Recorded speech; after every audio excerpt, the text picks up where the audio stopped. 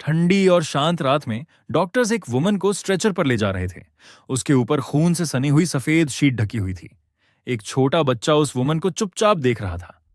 उसकी नजर स्ट्रेचर से बाहर दिखाई दे रहे अपनी मां के ठंडे हाथ पर टिकी हुई थी। उस लड़के के मन में अपनी मां की हत्या की तस्वीरें बार बार घूम रही थीं। उसे ऐसा महसूस हो रहा था जैसे वह अंधेरे में खो गया हो, जहां सांस लेने के लिए भी हवा नहीं थी। उसके मन में केवल एक ही विचार था कि शायद मौत ही इस दर्द से निकलने का एकमात्र रास्ता है। लेकिन ठीक उसी समय आंसुओं से भरी आंखों वाली एक लड़की ने उससे पूछा कि वह क्या कर रहा है। लड़के ने सामने देखा और उसे लगा जैसे अंधेरी सुरंग के अंत में कोई रोशनी दिखाई दे गई हो। वह लड़की एक कुर्सी पर बैठी थी। उसके कपड़े सलीकेदार थे और उसकी आंखों में जिज्ञासा थी। उस लड़की ने उस लड़के को गर्माहट दी और जीने की एक वजह भी। उसने अपने छोटे से नीले बैग में कुछ ढूंढते हुए लड़के का हाथ पकड़ा और फिर उसके हाथ में स्ट्रॉबेरी कैंडी रख दी। लड़की ने उससे कहा कि शायद इस समय उसकी हालत बहुत बुरी है, लेकिन अंत में लाइफ सभी के साथ एक जैसा व्यवहार करती है। उम्मीद से भरे स्वर में उसने बताया कि उसकी माँ कहा करती हैं कि लाइफ एक प्लम की तरह होती है, जो मीठा बनने से पहले हमेशा खट्टा होता है। उसकी बात सुनकर लड़का हैरान रह गया। लड़की ने कहा कि अगर वह थोड़ा और धैर्य रखेगा तो उसकी लाइफ बेहतर हो जाएगी। इसके बाद वह जाने के लिए खड़ी हो गई। तभी निराश लड़के ने उससे उसका नाम पूछा। लड़की मुस्कुराई। उसके गाल पर बटरफ्लाई मार्क था। उसने हाथ हिलाते हुए कहा कि उसका नाम एक सीक्रेट रहेगा और अगर फेट ने चाहा तो वे दोनों फिर मिलेंगे। समय बीत गया। एक साफ और खूबसूरत दिन में सफेद फूलों पर पड़ती रोशनी एक लगभग खाली ऑफिस के अंदर फैल रही थी। वहां एक आदमी गर्मी के कारण पसीना बहाते हुए एक स्टूडेंट का इवैल्यूएशन कर रहा था। वृद्ध लिटरेचर टीचर ने ट्रांसफर होकर आई स्टूडेंट से कहा कि उन्हें उससे बहुत उम्मीदें हैं। इसी दौरान लड़की ने उन्हें एक छोटा सफेद क्लॉथ दिया। बटरफ्लाई मार्क वाली ट्रांसफर स्टूडेंट लिन वेक्सिया, जो अब 17 वर्ष की हो चुकी थी, टीचर की प्रशंसा के लिए उनका धन्यवाद किया और कहा कि वह उन्हें निराश नहीं करेगी। अपना पसीना पोंछते हुए टीचर ने कहा कि स्कूल ने उसे पहले भी कई बार ऑफर्स दिए थे और उन्हें हैरानी है कि उसने इस बार उनका प्रस्ताव स्वीकार कर लिया। सुंदर हनी कलर्ड आईज वाली लड़की ने सामने बैठे बुजुर्ग को देखा और कहा कि इस बार उसके पास स्कूल का ऑफर स्वीकार करने की एक वजह थी। इसके बाद दृश्य सेकेंड ईयर थर्ड क्लास की ओर बदल गया। क्लासरूम छात्रों की बातचीत और शोर से भरा हुआ था। तभी किसी ने लकड़ी की किसी चीज पर जोर से प्रहार किया, जिससे सबका ध्यान उसकी ओर चला गया। लिटरेचर टीचर ने छात्रों को शांत होने के लिए कहा और अपनी नई क्लासमेट का स्वागत करने को कहा, जो जल्द ही उनकी नई क्लास रिप्रेजेंटेटिव बनने वाली थी। लंबे बालों और स्कूल यूनिफॉर्म में खड़ी लड़की ने अपना परिचय लिन वेशिया के रूप में दिया और कहा कि उनसे मिलकर उसे उसके परिचय के तुरंत बाद क्लासरूम में फुसफुसाहट और अटकलों का माहौल फैल गया। लड़की ने टीचर से पूछा कि उसे कहाँ बैठना चाहिए। टीचर ने जवाब दिया कि जहां कोई सीट खाली हो वह वहां बैठ सकती है। तभी एक लड़के ने हाथ उठाकर कहा कि उसके पास वाली सीट खाली है और उसने लड़की को वहां बैठने के लिए आमंत्रित किया। सभी छात्रों की निगाहों के बीच लिन वेक्सिया उस सीट की ओर बढ़ी। उसी समय कुछ छात्रों ने राहत की सांस लेते हुए कहा कि अच्छा हुआ वह उस स्टूडेंट के पास नहीं बैठी जो आज क्लास में मौजूद नहीं था। चलते हुए लड़की की नजर रास्ते में पड़े दो खाली डेस्क पर गई। उनमें से एक डेस्क पर एक नोटबुक रखी हुई थी। उसने देखा कि नोटबुक पर वही नाम लिखा था जिसका जिक्र कुछ लड़कियां पहले कर रही थीं। इसके बाद वह उस लड़के के पास बैठ गई जिसने अपना नाम निंगो बताया। परिचय के बाद लड़की ने उससे पूछा कि क्या उसे भी स्कूल ने रिक्रूट किया था। निंगो ने उसकी ओर देखते हुए कहा कि स्कूल केवल उन्हीं स्टूडेंट्स को चुनता है जिनके ग्रेड्स बहुत अच्छे होते हैं, ताकि इंस्टीट्यूशन का हाई स्टैंडर्ड बना रहे। लेकिन लड़की का ध्यान कहीं और था। उसने बस बिना किसी खास रुचि के उसकी बात का जवाब दे दिया। दीवार पर लगी क्लॉक में दोपहर के 2:20 बज रहे थे जब टीचर ने क्लास समाप्त होने की घोषणा की और क्लास रिप्रेजेंटेटिव को असाइनमेंट्स इकट्ठा करने के लिए कहा। इसके बाद दृश्य स्कूल कॉरिडोर की ओर बदल गया, जहां चलते हुए काले स्कूल शूज दिखाई दिए। स्कूल यूनिफॉर्म पहने लिन वेशिया खाली कॉरिडोर से होती हुई गर्ल्स बाथरूम की ओर बढ़ रही थी। बाथरूम के अंदर कुछ लड़कियां इस बात की शिकायत कर रही थीं कि एक खास लड़का आज स्कूल नहीं आया और वे उसके लिए सज धज कर आई थीं। वे सभी उस लड़के को लेकर मजाक करते हुए हंस रही थीं। तभी बाथरूम का दरवाजा खुला। अंदर मौजूद लड़कियों में से एक ने लिन वेक्सिया को देखकर गर्मजोशी से मुस्कुराते हुए कहा कि उसे लगा था लड़की मजाक कर रही है, जब उसने कहा था कि वह इस स्कूल में आने वाली है। बाहर स्कूल एरिया पर धूप चमक रही थी। खुश होकर लड़की ने अपने हाथ फैलाए और कहा कि वेश्या के एग्जाम स्कोर इंस्टीट्यूशन के सबसे अच्छे स्टूडेंट के स्कोर के लगभग बराबर थे, बल्कि कुछ मामलों में उनसे भी बेहतर थे। ये सुनकर हल्की आंखों वाली लड़की ने ड्रिंकिंग रोक दी और फोन से खेलना भी बंद कर दिया। उसने पूछा कि इंस्टीट्यूशन का सबसे अच्छा स्टूडेंट कौन है। शर्माते हुए उसकी फ्रेंड ने एक नाम लिया, बानशंग। यही वही नाम था जिसका जिक्र कई लड़कियां पहले कर चुकी थीं। बटरफ्लाई मार्क वाली लड़की मुस्कुराई और पूछा कि क्या वह वही लड़का है जो ऑब्जर्वेटरी में रहता है। उसकी फ्रेंड ने बताया कि बैन शांग के परिवार ने इंस्टीट्यूशन को 2 लेबोरेटरी बिल्डिंग्स डोनेट किए थे और ऑब्जर्वेटरी भी उसी की थी। फिर ब्रूनेट लड़की ने पूछा कि वह आगे क्या करने वाली है। बिना किसी खास रुचि के लिन वेक्सिया ने कहा कि वह चाइनीज असाइनमेंट लेने ऑब्जर्वेटरी जाएगी। यह सुनकर ब्रूनेट उत्साहित हो गई। उसने क्लास रिप्रेजेंटेटिव का फोन उसके हाथ से ले लिया और कहा कि वह उसकी मदद करेगी। इसके बाद उसने लड़की के फोन में कुछ टाइप करना शुरू किया। रिप्रेजेंटेटिव की ओर आंख मारते हुए उसने घोषणा की कि शनिवार शाम 5 बजे वह लड़के का होमवर्क लेने जाएगी। फिर उसने अपनी फ्रेंड से पूछा कि उस मौके पर उसे क्या पहनना चाहिए। समय बीत गया और शनिवार शाम 5 बजे का समय आ गया। ब्रूनेट मन ही मन सोच रही थी कि स्कूल स्टूडेंट्स को बाहर काम करने की अनुमति नहीं देता और इसीलिए यह उसके काम का आखिरी दिन होगा। तभी उसकी हनी क्लर्ड आइजस के सामने कुछ ऐसा आया जिसने उसका ध्यान खींच लिया। 2 आदमी आपस में लड़ते हुए दिखाई दे रहे थे। युवती ने तुरंत अपना फोन निकाला और सिक्योरिटी को कॉल किया। उसने बताया कि वह साइबर कैफे में रिसेप्शनिस्ट है और अंदर कुछ लोग परेशानी खड़ी कर रहे हैं। उसी समय किसी ने साइबर कैफे के काउंटर पर एक आईडी कार्ड फेंक दिया। वह युवक अपने साथ उस लड़के को लेकर चला गया जिससे वह बहस कर रहा था और जाते जाते उसने कहा कि लड़ाई से हुए नुकसान का भुगतान वह कर देगा। काउंटर पर पड़े आईडी कार्ड को देखते ही लड़की का ध्यान उस पर गया। उस कार्ड पर लिखा नाम था बैनशांग। इसके बाद हल्के रंग के शूज बारिश से भीगी सड़क पर दौड़ते दिखाई दिए। लड़की जल्दी में थी और बारिश के बीच दौड़ रही थी। सामने एक लड़का जमीन पर घुटनों के बल बैठा हुआ था। वह सामने खड़े व्यक्ति का पैर पकड़कर विनती कर रहा था कि उसे मत पीटा जाए, लेकिन सामने खड़े व्यक्ति ने उसकी विनती को ठुकराते हुए कहा कि अब बहुत देर हो चुकी है और उसने अपने साथ खड़े लड़कों को शुरू करने का आदेश दे दिया। इससे पहले कि कुछ हो पाता, लड़की की मौजूदगी ने सबका ध्यान अपनी ओर खींच लिया। बानशंग ने बस हल्के से अपनी नजर उसकी ओर घुमाई। बटरफ्लाई मार्क वाली खूबसूरत लड़की ने स्थिति को देखते हुए उसे अजीब नजरों से देखा। उसी क्षण अनाथ लड़के ने उस लड़की को पहचान लिया।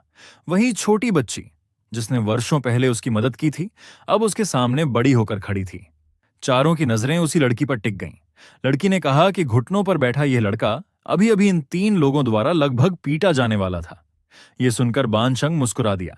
उसने अपने दाहिने हाथ से बैट जैसी दिखने वाली चीज उठाई और उसे अपने कंधे पर टिका लिया। फिर उसने सामने घुटनों पर बैठे लड़के से कहा कि उसके लिए लोग सिफारिश कर रहे हैं, इसलिए उसे ध्यान से रहना चाहिए।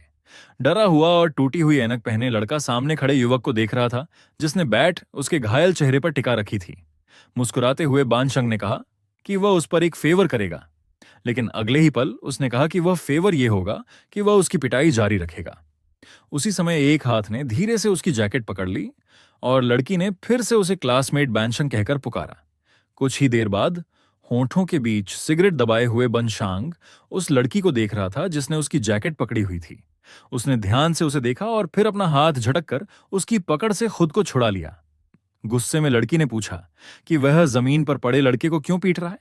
तभी एक दूसरा लड़का जो काफी हद तक बानशंग जैसा दिखता था तनाव में आ गया और उसने पूछा कि लड़की आखिर क्या कह रही है, लेकिन बानशंग ने उसे आगे बोलने से रोक दिया। इसके बाद उसने बैट को छोड़ दिया। बैट जमीन पर गिर गई और उसकी आवाज सुनकर घुटनों पर बैठा लड़का डर से कांप उठा। जमीन पर गिरती बैट की आवाज के बाद बानशंग ने डरे हुए लड़के से वहां से तुरंत चले जाने के लिए कहा। लड़का बार बार उसका धन्यवाद करता हुआ जल्दी से वहां से भाग गया। इसके बाद काले बालों वाली लड़की ने उससे पूछा कि उसका क्लासमेट CIA के साथ होमवर्क देने का अपॉइंटमेंट था, फिर वह यहां क्या कर रहा था। युवक ने बस एक लंबी सांस ली और अभी अभी खत्म की गई सिगरेट का धुआं बाहर छोड़ दिया। सिगरेट फेंकने के बाद उसने कहा कि वह ऐसा इंसान नहीं है जो खुद पहल करता हो। जब उसने देखा कि लड़की अभी भी उसकी बात नहीं समझी, तो उसने आगे कहा कि अगर उसके सामने खड़ी इस लड़की जैसी कोई उसके पीछे आए तो शायद उसकी रुचि पैदा हो सकती है, लेकिन लड़की ने गुस्से भरे चेहरे के साथ बस उससे दूरी बना ली। उसी समय उसकी जीन्स की पॉकेट में रखा फोन बज उठा। उसने फोन निकाला और देखा कि उसकी फ्रेंड का मैसेज था। मैसेज में लिखा था कि लड़का तय जगह पर असाइनमेंट देने नहीं आया और वह घंटों से उसका इंतजार कर रही थी। बाहर बहुत ठंड थी और एक टाइफून भी आने वाला था। काले बालों वाली लड़की ने मैसेज पढ़ा और तुरंत फोन पर जवाब टाइप करने लगी। उसने अपनी फ्रेंड से कहा कि चिंता न करे, क्योंकि वह खुद उसे लेने वहां आएगी। बिना पीछे देखे वह मुड़ी और वहां से चली गई। लड़का उसकी जाती हुई परछाई को देखता रहा। तभी उसके भाई ने कहा कि टाइफून आने वाला है। बड़े भाई ने छोटे के सिर पर हाथ फेरा और कहा कि अब उन्हें भी निकल जाना चाहिए। सोच में डूबा युवक सामने देखता रहा और मन ही मन आह भरते हुए महसूस करने लगा कि गाल पर बटरफ्लाई मार्क वाली लड़की ने उसे पहचाना ही नहीं। किसी दूसरी जगह पर भारी बारिश हो रही थी। खूबसूरत प्रोटोगोनिस्ट सुंदर काले कपड़ों में खड़ी थी और उदास दिखाई दे रही थी। तभी कोई उसके ऊपर छाता लेकर खड़ा हो गया। उसकी काले बालों वाली फ्रेंड ने उसे बारिश से बचाते हुए माफी मांगी और कहा कि वह ट्रैफिक में फंस गई थी, इसलिए देर हो गई। आंखों में आंसू लिए प्रोटोगोनिस्ट ने उसे कसकर गले लगाया और उसका धन्यवाद किया। अपनी फ्रेंड को सांत्वना देते हुए युवती ने कहा कि अगली बार अगर कोई नहीं आए तो उसे इंतजार नहीं करना चाहिए। थोड़ी झिझक के साथ लड़की ने बस इतना कहा कि वह बोर हो रही थी। दोनों वहां से जाने लगीं। तभी उदास दिखाई दे रही लड़की कुछ कहने लगी, लेकिन उसकी फ्रेंड ने उसे भरोसा दिलाया कि वह वहां हुई किसी भी बात के बारे में किसी को नहीं बताएगी। दोनों एक ही अम्ब्रेला के नीचे भारी बारिश में साथ साथ चलने लगीं। रास्ते में लड़की ने उन्हें रुकने को कहा क्योंकि उसे कुछ खरीदना था। मुस्कुराते हुए उसने एक वेंडर से पूछा कि क्या उसके पास एक खास ब्रांड की सिगरेट्स हैं। वेंडर ने तुरंत जवाब दिया कि वह ब्रांड सोल्ड आउट हो चुकी है। लड़की ने असहज होकर कहा कि एक व्यक्ति केवल वही ब्रांड पसंद करता है। उसकी बात समझ न पाने वाली काले बालों वाली लड़की अपनी फ्रेंड को देखती रही और मन ही मन सोचने लगी कि क्या बैन जैसा कोई इंसान वास्तव में इतना महत्वपूर्ण है। कुछ समय बाद काले बालों वाली लड़की अपनी बोतल में पानी भर रही थी। उसके पीछे खड़ी कुछ लड़कियां उसकी असाधारण सुंदरता की चर्चा कर रही थीं। उन्होंने कहा कि वे उससे पूछेंगी कि वह किस क्लास में पढ़ती है। उत्साहित होकर उनमें से एक लड़की उसके पास आई और उसके कंधे को हल्के से छूते हुए पूछा कि क्या वह उससे एक सवाल कर सकती है। लेकिन सामने वाली क्लासमेट की नजर उसके नीले बो टाई पर गई और उसने अजीब भाव से पूछा कि क्या वह एक एफ स्टूडेंट है। समझ न पाने वाली लड़की ने हाँ में जवाब दे दिया। यह सुनते ही दूसरी लड़की ने तिरस्कार के साथ कहा कि कोई बात नहीं। उसने अपने हाथ में पकड़ा हुआ पेपर मसल दिया और उसे पास रखे ट्रैश कैन में फेंक दिया। फिर वह गुस्से में वहां से चली गई और सोचने लगी कि वह यह कैसे नहीं पहचान पाई कि दूसरी लड़की एक एफ स्टूडेंट थी, ए स्टूडेंट नहीं। काले बालों वाली लड़की और उसकी क्लासमेट यह सब देख रही थीं। उधर उस गुस्से वाली लड़की के साथ मौजूद बाकी दो लड़कियां भी एफ स्टूडेंट होने के कारण उसका मजाक उड़ाने लगीं और कहने लगीं कि वह गरीब दिखाई देती है। तब उसकी क्लासमेट फेंगमो ने उससे कहा कि ए स्टूडेंट्स को नजरअंदाज कर देना चाहिए क्योंकि वे हमेशा एफ स्टूडेंट्स के साथ घमंडी व्यवहार करते हैं। दोनों कॉरिडोर में साथ साथ चलने लगीं। चश्मा पहने क्लासमेट ने कहा कि वह उसी के पास बैठती है और यह जानकर खुश हुई कि काले बालों वाली लड़की पहले से उसका नाम जानती थी। उसने अपना नाम फेंक मो बताया। इसके बाद परेशान दिखाई दे रही क्लास रिप्रेजेंटेटिव ने पूछा कि सभी उसे एफ स्टूडेंट क्यों कहते हैं। मो ने समझाया कि ये स्टूडेंट्स लाल बोटाई पहनते हैं जबकि एफ स्टूडेंट्स नीले बोटाई पहनते हैं। इसी तरह उन्हें अलग पहचाना जाता है। फिर भी उलझन में पड़ी लड़की ने पूछा कि ए स्टूडेंट्स और एफ स्टूडेंट्स में आखिर फर्क क्या है। तब एमओ ने बताया कि ए स्टूडेंट्स आमतौर पर अच्छे परिवारों से आते हैं और उनके ग्रेड्स भी बहुत अच्छे होते हैं, इसलिए वे हर क्षेत्र में सबसे ऊपर रहते हैं। दूसरी ओर एफ स्टूडेंट्स अलग अलग प्रकार के होते हैं। कुछ के ग्रेड्स खराब होते हैं, कुछ सामान्य परिवारों से आते हैं और कुछ दूसरे स्कूल से ट्रांसफर होकर आए होते हैं, इसलिए उन्हें कमजोर और साधारण माना जाता है। असल में वे अलग अलग सामाजिक वर्गों के स्टूडेंट्स हैं जो संयोग से एक ही स्कूल में पढ़ते हैं। ए स्टूडेंट्स अक्सर एफ स्टूडेंट्स को नीचा समझते हैं जबकि एफ स्टूडेंट्स आमतौर पर उन्हें नजरअंदाज कर देते हैं। तभी अचानक प्रोटोगोनिस्ट की अपर क्लास फ्रेंड पीछे से आकर उसे गले लगा लेती है। वह कहती है कि वह उसे ढूंढ रही थी और पूछती है कि क्या वे साथ में लंच कर सकती हैं। खींच कर ले जाए जाने पर लड़की बस इतना कहती है कि वह जा रही है। फेंकमो मुस्कुराते हुए उसे अच्छे लंच की शुभकामनाएं देती है। कैफेटेरिया उस समय थोड़ा खाली था। वहां केवल कुछ ही क्लासमेट्स मौजूद थे और खाना काफी स्वादिष्ट दिखाई दे रहा था। फ्रेंड ने बताया कि खाना उसकी पसंद के अनुसार बनाया गया है और अगर काले बालों वाली लड़की को कुछ और चाहिए हो तो वह उससे कह सकती है। इसके जवाब में लड़की ने शुगर फ्री लेमनेड का एक ग्लास उसकी ओर बढ़ाया और शिकायत की कि यह स्वाद उसकी फ्रेंड के लिए ज्यादा उपयुक्त है क्योंकि वह खुद चीनी वाला ड्रिंक पसंद करती है। आसपास बैठे लोग दोनों को साथ खाना खाते हुए देख रहे थे और इस बात पर हैरान थे कि सीआईए एक स्टूडेंट होने के बावजूद एक एफ स्टूडेंट के साथ बैठी थी। उत्साहित होकर फ्रेंड ने उसकी परवाह के लिए धन्यवाद दिया और कहा कि वह शुगर कम करने की कोशिश कर रही है। उसी समय कैफेटेरिया का दरवाजा खुला। दो लड़के अंदर आए। उनमें से एक तनाव में दिखाई दे रहा था। बान का दोस्त, जो उसे भाई कहकर बुलाता था, परेशान होकर बोला कि चश्मा पहनने वाले किसी लड़के ने एक महिला के पैसे चुरा लिए हैं। उसने अपने भाई से कहा कि वह उस लड़के की पिटाई कर दे, क्योंकि उसने सबको यह बताया है कि बैन ने उसे हॉस्पिटल पहुंचाया था। लेकिन तुरंत ही बैन ने उसे रोका और कहा कि उसे ऐसी बातें किसी को नहीं बतानी चाहिए। जब उसके दोस्त ने पूछा कि आखिर वह दोष अपने ऊपर क्यों ले रहा है, तब तक लड़कियां शांति से खाना खा रही थीं। अचानक ब्रूनेट लड़की का ध्यान किसी और गया। उत्साहित होकर उसने अपनी फ्रेंड से कहा कि वह आ गया है। फ्रेंड ने मुड़कर पूछा, कौन? ब्रूनेट ने जवाब दिया, वह शांग है और वह हमसे 2 सीट पीछे बैठा हुआ है। इतना कहकर ब्रूनेट खड़ी हो गई। उसने अपने हाथ में पकड़ा ग्लास उठाया और कहा कि वह अपनी फ्रेंड के साथ ड्रिंक बदल लेगी, क्योंकि लड़कों को मीठे ड्रिंक्स पसंद होते हैं। उसने कहा कि वह यह ग्लास उसे देगी और साथ ही उससे उस अपॉइंटमेंट के बारे में भी पूछेगी जो उसने मिस कर दिया था। गुनगुनाते हुए वह खुशी खुशी उसकी ओर चली गई। काले बालों वाली लड़की अपनी फ्रेंड को जाते हुए देखती रही। उधर लड़का अपने फोन में व्यस्त था।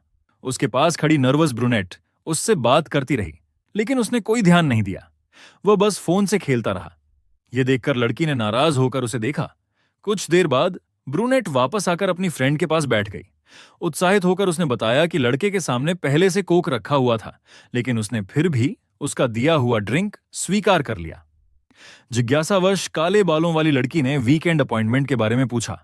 ब्रूनेट ने बताया कि लड़के ने माफी मांगी थी और कहा था कि कुछ अप्रत्याशित हो गया था, इसलिए वह नहीं आ पाया, और क्योंकि उसने उसका ड्रिंक स्वीकार कर लिया था, इसलिए उसने उसे माफ कर दिया। इसी दौरान काले बालों वाली लड़की ने हल्के से उसकी ओर देखा। तभी उसने महसूस किया कि लड़का भी उसे देख रहा था।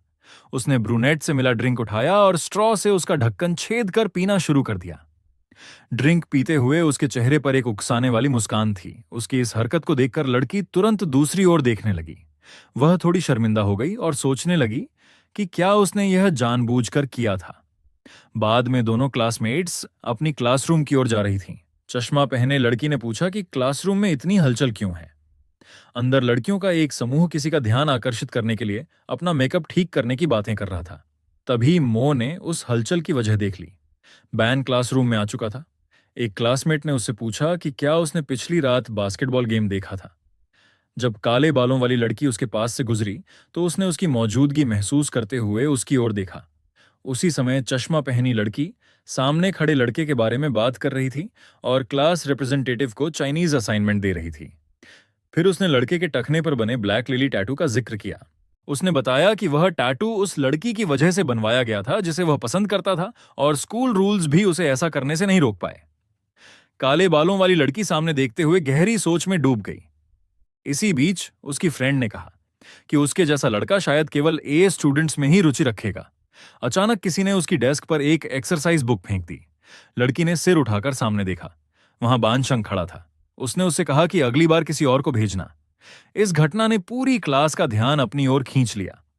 रिप्रेजेंटेटिव की क्लासमेट इस छोटी सी बातचीत को देखकर हैरान रह गई और बानशंग की आखिरी बात का मतलब समझने की कोशिश करने लगी। जब लिन ने कहा कि यह कोई बड़ी बात नहीं थी, तब काले बालों वाली लड़की मन ही मन सोचने लगी कि यह लड़का शुरू से ही कितना घमंडी और अप्रिय है। उसी समय स्कूल के लाउडस्पीकर से एक अनाउंसमेंट हुई। सभी स्टूडेंट्स को तुरंत फील्ड में इकट्ठा होने के लिए कहा गया। न्यू सेमेस्टर के लिए एक मोटिवेशनल मीटिंग होने वाली थी और स्टूडेंट काउंसिल यूनिफॉर्म्स तथा क्लास बिहेवियर की सरप्राइज इंस्पेक्शन भी करने वाला था। सभी स्टूडेंट्स फील्ड की ओर बढ़ने लगे। तभी चश्मा पहनी क्लासमेट ने देखा कि लड़की ने अपनी यूनिफॉर्म पर आईडी बैज नहीं लगाया हुआ है। लड़की वापस क्लासरूम की ओर मुड़ गई ताकि अपना बैज ढूंढ सके। उसने अपनी क्लासमेट से कहा कि वह फील्ड में उसका इंतजार करे। हॉलवे लगभग खाली था। लड़की कॉरिडोर्स में चलते हुए अपना आईडी बैज खोज रही थी और सोच रही थी कि वह आखिर खो कैसे गया। तभी उसने नीचे देखा।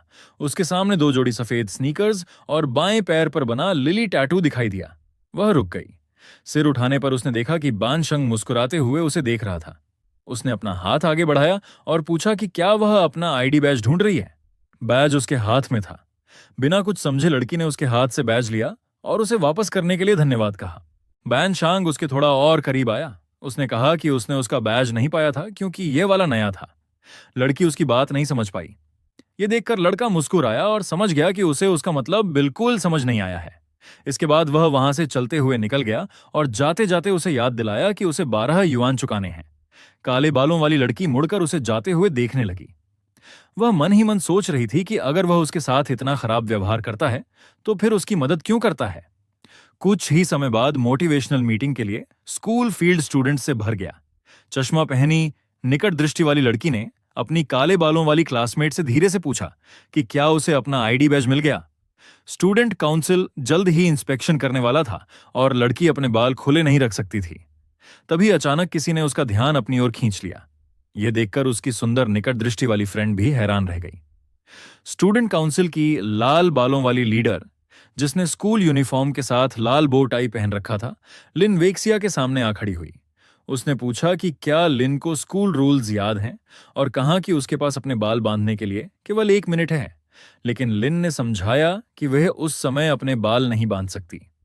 उसने कहा कि उसकी स्थिति के बारे में स्कूल में आने से पहले ही टीचर्स को बताया जा चुका था।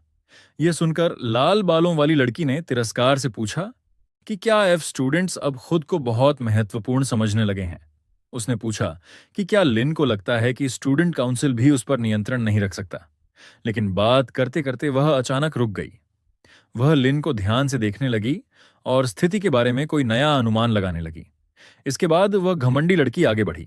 उसने लिन की ओर उंगली उठाई और पूछा कि क्या वह इतनी गरीब है कि एक साधारण हेयर टाई भी नहीं खरीद सकती। आसपास खड़े लोग यह सब देख रहे थे। जल्द ही कई स्टूडेंट्स हंसने लगे। उन्होंने काले बालों वाली लड़की को बेशर्म भिखारी कहकर उसका मजाक उड़ाना शुरू कर दिया। उसकी क्लासमेट को छोड़कर लगभग सभी लोग उसका मजाक उड़ा रहे थे और उसे फिर से एफ स्टूडेंट कहकर चिढ़ा रहे थे। लड़की ने शांत स्वर में समझाया कि उसने पहले ही अपनी स्थिति टीचर्स को बता दी है। उसने लाल बालों वाली लड़की से कहा कि वह चाहें तो इसकी पुष्टि कर सकती है।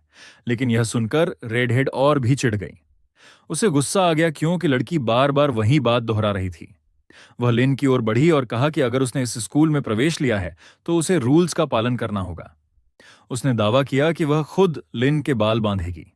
तभी अचानक किसी ने उन्हें रुकने के लिए चिल्लाकर कहा। साथ ही किसी ने रेडहेड का हाथ पकड़ लिया। वह हाथ लिन की ओर बढ़ते समय उसे रोक चुका था। रेडहेड ने तुरंत अपना हाथ छुड़ाया और गुस्से में पूछा कि यह कौन है।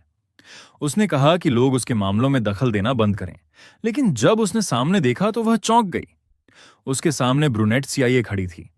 सीआईए ने लिन के सामने आकर रेडहेड को रुकने के लिए कहा। उसने कहा कि उसे अपनी पोजीशन का इस्तेमाल निजी मामलों का बदला लेने के लिए नहीं करना चाहिए। उलझन में पड़ी रेडहेड ने पूछा कि वह लिन का बचाव क्यों कर रही है। उसने यह भी पूछा कि उसका इस लड़की से क्या संबंध है। यह सवाल सुनते ही सीआईए को वह दिन याद आ गया जब वह बारिश में परेशान खड़ी थी और वेश्या उसकी मदद के लिए आई थी। उसने उसे घर पहुंचाया था और उसका साथ दिया था। आत्मविश्वास और अधिकार से भरे चेहरे के साथ सीआईए ने घोषणा की कि उसके पीछे खड़ी यह काले बालों वाली लड़की उसकी फ्रेंड है। यह सुनकर रेडहेड ने दोनों से पीठ फेर ली। वह वहां से चली गई और जाते जाते बड़बड़ाई कि उस एफ स्टूडेंट में आखिर ऐसा क्या खास है। उसके जाने के बाद आसपास खड़े लोगों के बीच चर्चा शुरू हो गई। लेकिन लिन का ध्यान केवल उस लड़की पर था जिसने उसे फ्रेंड कहा था। सीआईए उसकी ओर मुड़ी और मुस्कुराते हुए कहा कि अब वह उसके साथ है। कुछ दूरी पर 3 लड़के यह पूरा दृश्य देख रहे थे। उनमें से एक ने कहा कि उसके दोस्त जेड की लड़कियों को पहचानने की नजर काफी अच्छी है। दूसरे ने कहा कि वेश्या भी काफी खास है। तीनों लड़के उन दोनों लड़कियों को देखते रहे जो आपस में बात कर रही थीं। उसी समय सुनहरे बालों वाला एक लड़का चालाक मुस्कान के साथ बोला कि लड़कियों को प्रभावित करना बहुत आसान है। उसके अनुसार बस उन्हें कोई महंगी चीज दे दो। इसके बाद उसने अनावश्यक रूप से ट्रांसफर स्टूडेंट की टांगों पर टिप्पणी की। उसने कहा कि वे सफेद और सीधी हैं और उन्हें छूना अच्छा लगेगा। अचानक किसी ने उसके कंधे को बहुत जोर से पकड़ लिया। साथ ही किसी ने उसका नाम पुकारा। खतरनाक नजर के साथ बानशंग उसके पीछे खड़ा था। उसने कहा कि उसे उससे कुछ बात करनी है और पूछा कि क्या वे कहीं और जाकर बात कर सकते हैं। अगले दिन पूरे स्कूल में अफवाहें फैल गईं। लोग चर्चा कर रहे थे कि बैन और उस ब्लॉन्ड लड़के के बीच लड़ाई हुई थी। कहा जा रहा था कि यह सब उस अप्रिय टिप्पणी की वजह से हुआ था जो उसने सीआईए के बारे में की थी। बैन का दोस्त यह अफवाह सुनते ही उत्साह से उसके क्लासरूम की ओर भागा। उम्मीद भरी आंखों के साथ वह उसकी डेस्क तक पहुंचा और उसे मास्टर बैन कहकर पुकारा। इससे न केवल बैन का बल्कि उसके पीछे बैठी लिन का भी ध्यान उसकी ओर गया। धीरे से उसने पूछा कि क्या यह सच है कि उसने उस मूर्ख ब्लॉन्ड से सीआईए की वजह से लड़ाई की थी। बैन शांग ने बस उसे गुस्से से घूरा। ये देखकर लड़का घबरा गया और बोला कि वह दोबारा इस बारे में नहीं पूछेगा। इसके बाद उसकी नजर डेस्क पर रखे पेपर पर गई। उसने देखा कि बैन को टेस्ट में 98% स्कोर मिला था। यह बात लिन का ध्यान भी अपनी ओर खींच गई। वह पीछे बैठी थी और उत्सुकता से उसकी ओर देखने लगी। बैन का दोस्त उत्साहित होकर उससे इतना अच्छा स्कोर पाने का सीक्रेट पूछने लगा। इसके जवाब में बैन ने एक मिल्क कार्टन उसकी ओर उछाल दिया और कहा कि उसे खूब दूध पीना चाहिए। यह सुनकर उसका दोस्त परेशान हो गया।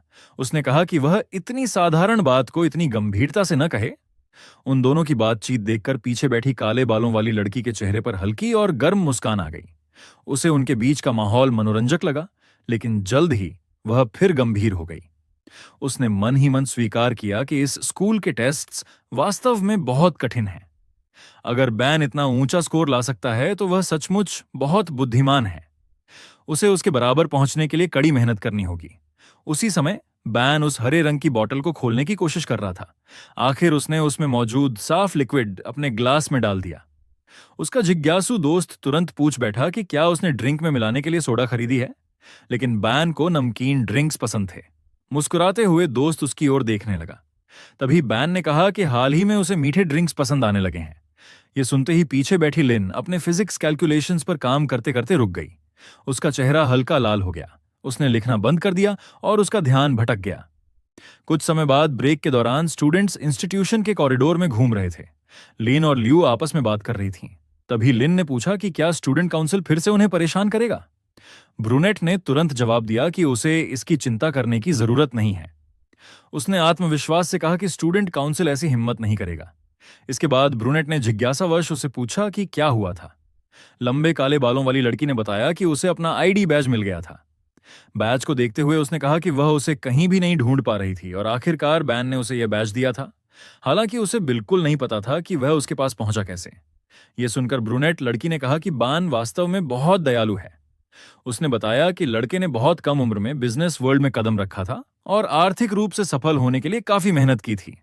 इतना ही नहीं, स्कूल यूनिफॉर्म पर बने एम्ब्लेम्स भी उसी की देखरेख में बनाए गए थे। हैरान होकर ब्रूनेट ने आगे कहा कि बैन का परिवार बेहद अमीर है और शायद इसी वजह से वह पैसे के लिए ऐसी चीजें नहीं करता। मुस्कुराते हुए काले बालों वाली लड़की ने कहा कि जितना अधिक बैन उसे चौंकाता है उतना ही अधिक ब्रूनेट उसकी ओर आकर्षित होती जा रही है। इसी बातचीत के दौरान लड़की को यह भी पता चला कि बैन ने पिछली बार जो किया था वह वास्तव में ब्रूनेट की रक्षा करने के लिए किया था। यह सुनकर ब्रूनेट घबरा गई और अपनी फ्रेंड से ऐसी बातें न कहने की विनती करने लगी। लेकिन अगले ही पल उसका चेहरा शर्म से लाल हो गया और उसने स्वीकार कर लिया कि वह काफी समय से शेंग को पसंद करती है। इसके बाद वह बैन के बारे में बातें करने लगी। उसने बताया कि लड़का बहुत अलग है। वह एस्ट्रोफिजिक्स को लेकर बेहद जुनूनी है और एक बार किसी खास स्टार को खोजने का निश्चय करने के बाद उसने नॉर्थ वेस्ट के एक ऑब्जर्वेटरी में पूरे 2 महीने बिताए थे, केवल स्टार्स को देखने के लिए। उसने यह भी बताया कि उसे डाइविंग बहुत पसंद है। अपने अच्छे आर्थिक हालात की वजह से वह दुनिया के कई स्वर्ग जैसे स्थानों पर जा चुका है और समुद्र के अंदर की अनगिनत प्राकृतिक सुंदरताओं को अपनी आंखों से देख चुका है। सिर झुकाकर ब्रूनेट ने कहा कि उसे जियोग्राफिक कोऑर्डिनेट्स और स्टार्स के बारे में कुछ भी समझ नहीं आता। उसने मजाकिया अंदाज में कहा कि अगर वह डाइविंग करने की कोशिश करेगी तो शायद समुद्र में डूब जाएगी। फिर उसने दुखी स्वर में स्वीकार किया कि कभी कभी उसे लगता है कि वह बान की दुनिया और उसके शौकों के साथ कभी कदम नहीं मिला पाएगी। यह सुनकर सुंदर काले बालों वाली लड़की ने उसका हाथ पकड़ लिया। उसने कहा कि वह लोगों को सांत्वना देने में अच्छी नहीं है, लेकिन फिर भी वह चाहती है कि उसकी फ्रेंड उस लड़के के लिए खुद पर बहुत ज्यादा दबाव न डाले। ब्रूनेट ने उसे एक प्यारे निकनेम से पुकारा। उसने अपनी फ्रेंड के दोनों हाथ पकड़ लिए और उससे विनती की कि वह बैन को जीतने में उसकी मदद करे। 2 दिन बाद काले बालों वाली लड़की और उसकी निकट दृष्टि वाली फ्रेंड क्लासरूम से बाहर निकल रही थीं। चलते चलते निकट दृष्टि वाली लड़की ने कहा कि वह वास्तव में बहुत लकी रही थी। उसे अपना आईडी बैज भी मिल गया था और सीआईए ने भी स्टूडेंट काउंसिल वाली घटना में उसकी मदद की थी। उसने कहा कि एक एफ स्टूडेंट के रूप में उस स्थिति को संभालना उसके लिए बहुत मुश्किल होता, लेकिन काले बालों वाली लड़की ने समझाया कि उसने वास्तव में अपना आईडी बैज नहीं ढूंढा था। असल में बैन ने ही उसे वो बैज दिया था। यह सुनकर निकट दृष्टि वाली लड़की ने बताया कि बैन ने डायरेक्टर को मना लिया था कि यूनिफॉर्म्स के निर्माण की जिम्मेदारी उसी के पास रहे। तभी अचानक किसी ने वेक्सिया को आवाज दी। गुलाबी बालों वाली एक लड़की उनके पास आई और बोली कि उस वीकेंड शेन रान का बर्थडे है। उसने बताया कि वेश्या को भी उस सेलिब्रेशन में आमंत्रित किया गया है, लेकिन सुंदर काले बालों वाली लड़की ने बिना किसी रुचि के माफी मांगते हुए कहा कि उस वीकेंड उसके पहले से कुछ कमिटमेंट्स हैं। यह सुनकर पिंक हेयर्ड लड़की ने संदेह भरी नजर से उसे देखा और कहा कि उसने अपना काम कर दिया है, यानी इनविटेशन दे दिया है। इसके बाद वह वहां से चली गई। काले बालों वाली लड़की ने अपनी फ्रेंड को समझाया कि उसके पेरेंट्स एक फ्रूट स्टोर चलाते हैं और वीकेंड में उसे उनकी मदद करनी होती है, लेकिन उसकी फ्रेंड ने सुझाव दिया कि उसे पार्टी में जाना चाहिए। उसने कहा कि शेनरान जैसा व्यक्ति, जिसने पहले कभी किसी एफ स्टूडेंट को इनवाइट नहीं किया, उसे नाराज करना ठीक नहीं होगा। यह सुनकर लड़की को कुछ याद आया। उसने पूछा कि यूनिफॉर्म्स की जिम्मेदारी शेन के पास है, तो क्या एफ स्टूडेंट्स और ए स्टूडेंट्स को अलग अलग बोटाइजन पहनाने का आइडिया भी उसी का था? निकट दृष्टि वाली लड़की ने कहा कि उसे निश्चित रूप से नहीं पता, लेकिन उसने बताया कि एक एफ स्टूडेंट ने इस व्यवस्था का विरोध किया था। फिर भी एक ए लीडर ने उसकी आपत्ति को यह कहकर खारिज कर दिया था कि यह स्कूल की ट्रेडिशन है। कुछ ही देर बाद दोनों को एहसास हुआ कि क्लास शुरू होने वाली है। क्लासरूम में टीचर अपना लेसन समझा रहे थे। उसी समय ब्रूनेट ने चुपके से काले बालों वाली लड़की का ध्यान अपनी ओर खींचा और उसे अपना फोन देखने का इशारा किया। लड़की ने फोन निकाला और मैसेजेस देखने लगी। मैसेजेस ब्रूनेट की ओर से थे। वह उसे पार्टी की याद दिला रही थी और यह भी बता रही थी कि शेन वहां मौजूद होगा। लड़की कुछ देर तक उन मैसेजेस को सोचते हुए देखती रही। फिर उसने जवाब लिखना शुरू किया कि वह इनविटेशन पहले ही ठुकरा चुकी है, लेकिन अचानक उसे अपनी फ्रेंड के साथ हुई पिछली बातचीत याद आ गई। उसने लिखा हुआ मैसेज डिलीट कर दिया। अंत में उसने नया मैसेज भेजा। उसने लिखा कि वह उसकी मदद करेगी और वे दोनों साथ में पार्टी में जाएंगी, लेकिन उसी समय उसके सामने बैठे लड़के ने उसकी डेस्क पर एक नोटबुक फेंक दी। काले बालों वाली लड़की ने छोटे ऑरेंज नोटबुक के पन्ने पलटे। अंदर उसे बैन की लिखी हुई एक नोट मिली। उसमें लिखा था कि पैसे देने के लिए धन्यवाद, लेकिन वह कैश स्वीकार नहीं करता। नीचे एक नंबर भी लिखा हुआ था। साथ ही नोटबुक में वे सारे बिल्स भी रखे थे जो लड़की ने उसे दिए थे। ये देखकर लड़की थोड़ी उलझन में पड़ गई। उसने सामने देखा और बैन के भूरे बालों को देखा। वह अपनी मुट्ठी पर सिर टिकाए सामने देख रहा था। लड़की एक हाथ में नोट पकड़े हुए थी और दूसरे हाथ से अपने फोन पर कुछ खोज रही थी। उसने बैन का नाम सर्च किया और सोचने लगी कि उसका सरनेम बैन केवल एक नाम है या फिर उसका संबंध इंग्लिश के फॉरबिडन शब्द से है। उधर बैन अपने फोन में व्यस्त था और पीछे बैठी लड़की बार बार उसकी ओर देख रही थी। उस रात अंधेरे में उसके फोन पर एक नोटिफिकेशन आई। फ्रेंड रिक्वेस्ट एक्सेप्ट हो चुकी थी और अब मैसेजेस भेजने की परमिशन मिल गई थी। लड़की अपने बिस्तर पर बैठी फोन से खेल रही थी। वह 12 यूएन की ट्रांसफर को देख रही थी जो उसने बैन को भेजी थी, लेकिन अभी तक रिसीव नहीं हुई थी। वह असहज होकर फोन को घूरती रही और सोचने लगी कि आखिर उसने दोपहर में ट्रांसफर कर दी थी, फिर भी बैन को पैसे क्यों नहीं मिले। थोड़ी देर बाद वह अधीर होकर अपने गुलाबी पिलो पर लेट गई और गुलाबी ब्लैंकेट ओढ़कर सोने की तैयारी करने लगी। तभी उसका ग्रे फोन विब्रेट हुआ। नई नोटिफिकेशन देखकर वह तुरंत फोन उठाने के लिए आगे बढ़ी, लेकिन नोटिफिकेशन बैन की नहीं थी। वह उसकी ब्रूनेट फ्रेंड का मैसेज था। फ्रेंड पूछ रही थी कि उसने जो 3 आउटफिट्स भेजे हैं उनमें से पार्टी के लिए कौन सा पहनना चाहिए। निराश होकर लड़की ने जवाब दिया कि एक खास आउटफिट उस पर सबसे अच्छा लगेगा। जैसे ही वह जवाब भेज रही थी तभी अचानक बैन का मैसेज आ गया। उसने लिखा था कि वह उसकी ट्रांसफर स्वीकार नहीं करेगा। साथ ही उसने एक डिटेल्ड लोकेशन भी भेजी थी और कहा था कि रास्ते में खो मत जाना। मैसेज पढ़ते ही लड़की शर्म से भर गई। हालांकि वह केवल फोन पर उससे बात कर रही थी, फिर भी उसने तुरंत खुद को ब्लैंकेट के अंदर छिपा लिया। वह सोचने लगी कि बैन को कैसे पता चला कि वह पार्टी में जाने वाली है। साथ ही वह यह भी समझ नहीं पा रही थी कि उसने ट्रांसफर क्यों रिजेक्ट कर दी। लेकिन अगले ही पल उसने खुद को समझाया कि वह इन बातों को जानना भी नहीं चाहती। अगली दोपहर काले बालों वाली लड़की एक छोटे बस स्टॉप पर खड़ी थी। उसने जीन्स और बेज ब्लाउज पहन रखा था। वह अपने फोन पर CIA को मैसेज भेज रही थी और बता रही थी कि वह पहाड़ के नीचे पहुंच चुकी है, लेकिन उसे लोकेशन तक पहुंचने का रास्ता समझ नहीं आ रहा था। उसने लिखा कि उसकी सेंस ऑफ डायरेक्शन बहुत खराब है और पूछा कि क्या CIA आकर उसे ले सकती है। समय बीतता गया, सूरज डूब गया और अंधेरा छाने लगा।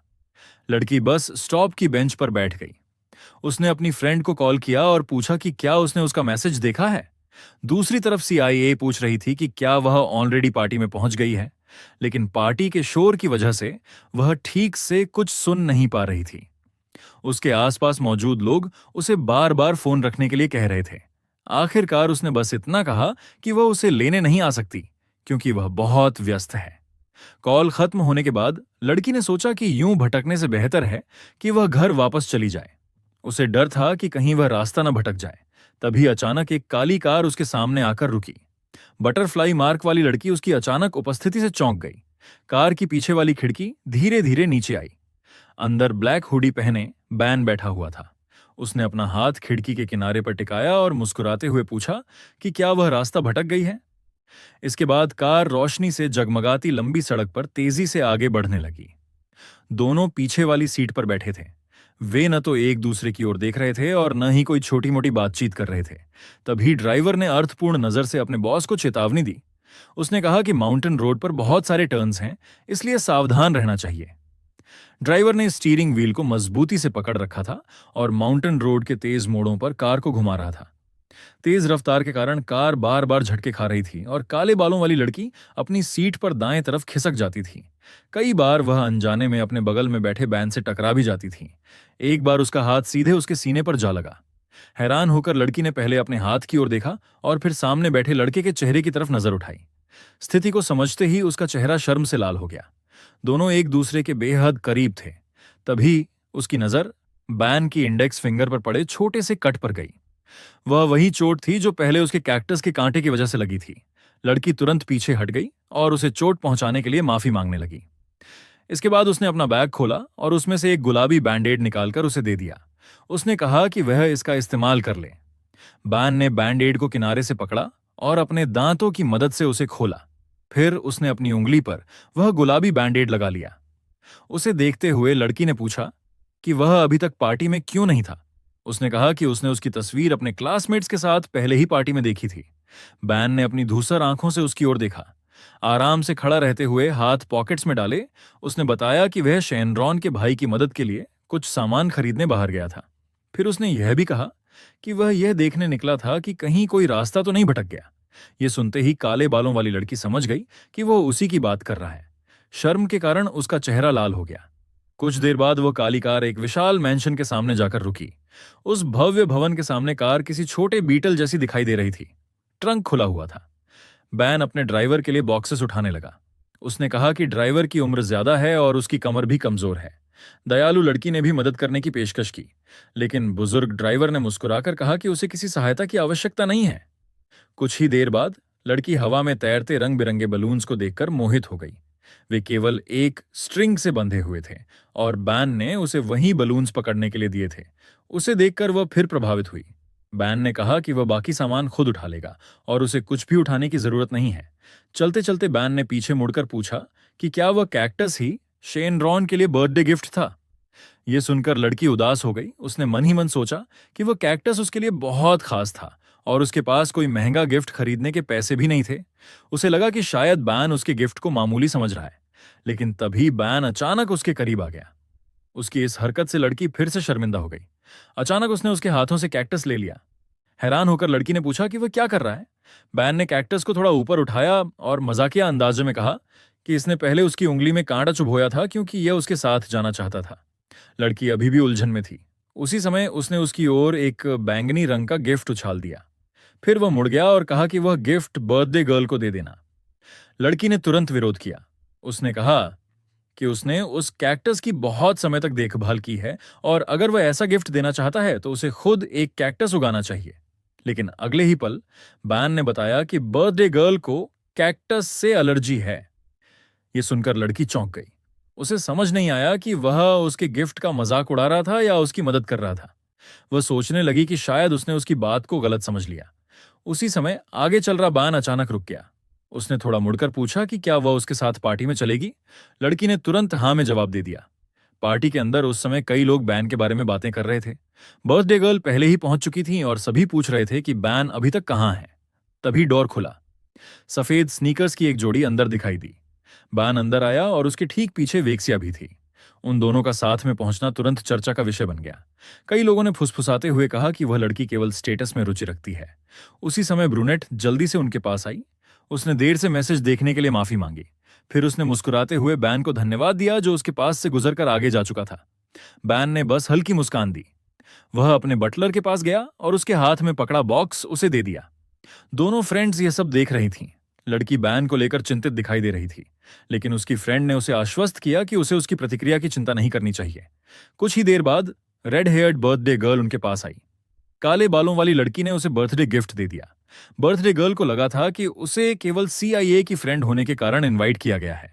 उसे यह भी विश्वास था कि उसका गिफ्ट सस्ता और साधारण होगा। लेकिन जैसे ही उसने गिफ्ट खोला, वह हैरान रह गई। गिफ्ट बिल्कुल वही था जो वह चाहती थी। उत्साहित होकर उसने पूछा कि उसे यह कैसे पता चला और उसने ये गिफ्ट कहां से पाया। अब वही लोग जो पहले उसके बारे में बुरा बोल रहे थे, उसकी तारीफ करने लगे। मुस्कुराते हुए बर्थडे गर्ल ने दोनों फ्रेंड्स को अंदर आकर कुछ खाने के लिए कहा, लेकिन काले बालों वाली लड़की का ध्यान केवल कमरे के दूसरे कोने में खड़े बैन पर था। वह अपने दोस्तों के साथ हंसते हुए बातें कर रहा था। उसे देखकर लड़की सोचने लगी कि केवल सावधान और सतर्क रहने के अलावा भी लोगों से निपटने के और तरीके होते हैं। उसी समय बैन ने लाल कपड़े में लिपटी एक कैंडी खोली। उसने धीरे धीरे उस लाल कैंडी को अपने मुंह में रखा।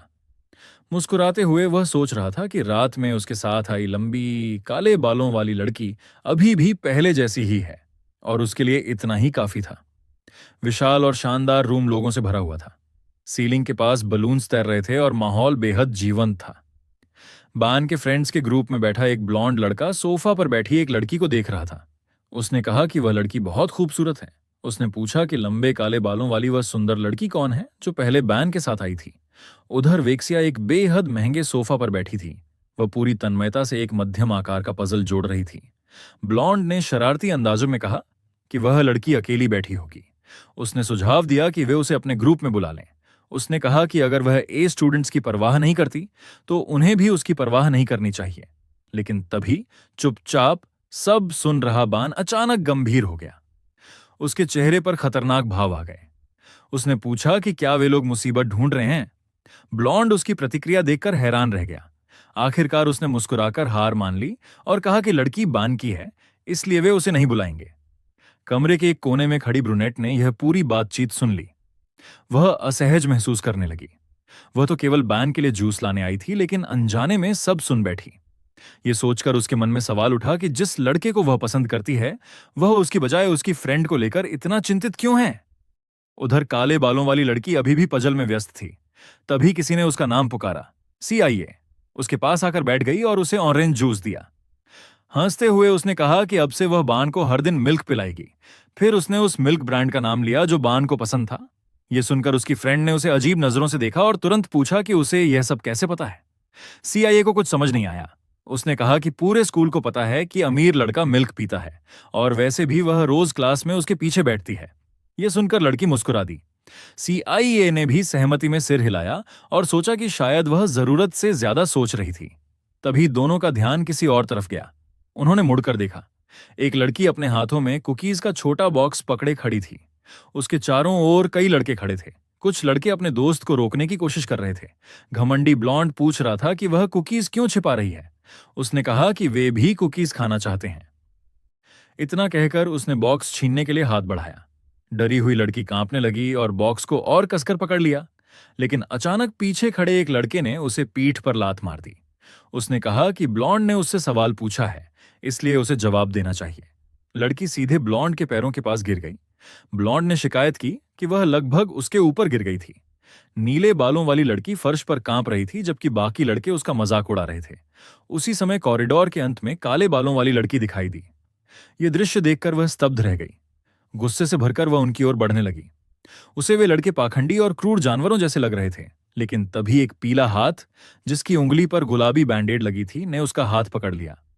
वह हाथ बैन का था। उसने उसे दूसरी दिशा में खींच लिया और दीवार के पास ले जाकर रोक दिया।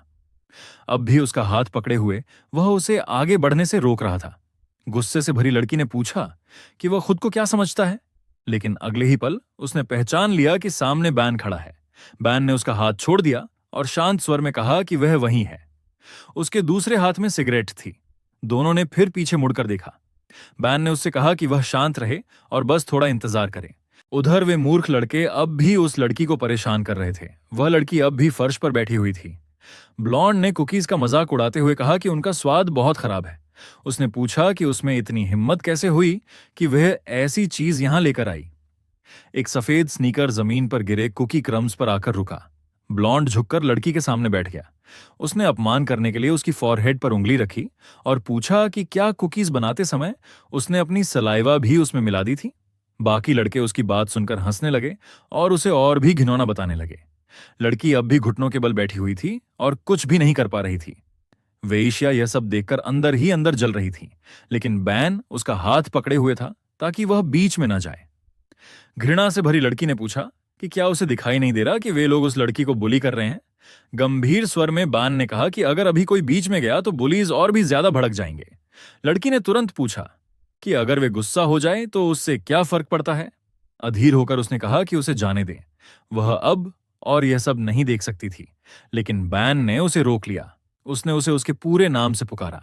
फिर उसने अपनी इंडेक्स फिंगर से वह गुलाबी बैंडेड हटा दी, वही बैंडेड जो पिछली रात लड़की ने उसे दी थी।